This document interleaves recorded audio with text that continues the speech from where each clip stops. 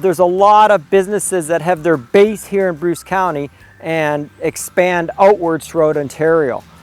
They're very independent thinking. They're very willing to think outside of the box. Certainly one of the greatest things for ourselves as a co-op, being able to make investments in the local community, being able to keep other businesses healthy and sustainable. Well, there's been a lot of startups and there's a few young people in this area that are doing a lot of business. Why not do it here as opposed to anywhere else? I like to tell people it's God's country. I think it's just beautiful around here. Well-kept properties, well-kept farms, people that are stewards of the land, stewards of their farm. A lot of what we've gone through is sort of self-taught. I'm not a winemaker by trade, but I've picked it up along the way. I love to learn. I love a challenge and I love experimenting. What we have had a lot of success with is we've partnered a lot with different organizations. Municipality, tourism groups, economic groups, they've been really great.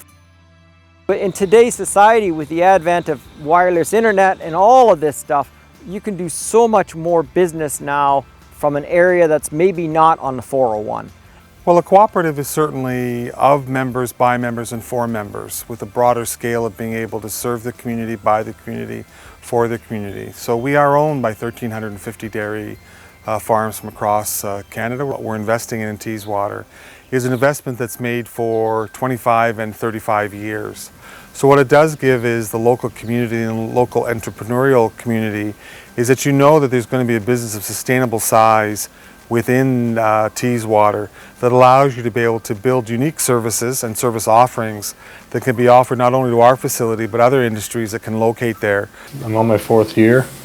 We've grown, I know we won't be quite 3 times the size, like 300% growth in sales, but we're getting close. There's definitely some advantages being up here. Get an opportunity to get some property is the big thing. I do a lot of business in the cities. I know the struggles that they have. Most of my competitors or colleagues I work with, you know, they rent a place in an industrial plaza the entire life of the business, because not only can they not afford land, they couldn't even get it if they wanted it. So to me, I got a nice property here, a nice facility. Obviously the bank owns some of it today, but eventually will be on my own, and that way that will free up that money to put back into my business in better ways. We do rely on computers a lot to run this farm. There's a lot of spin-off jobs from this industry. Big demand for people that wanna help service this industry, help support this industry. Definitely a big opportunity there. The farm was started in 1866 by my great-great-grandfather, and it's just progressed from there.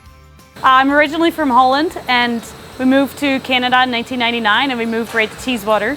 My mom and dad were able to purchase a farm with 7,000 chickens. Yeah, our neighbors all came to visit. People came and helped, and we were set up in no time.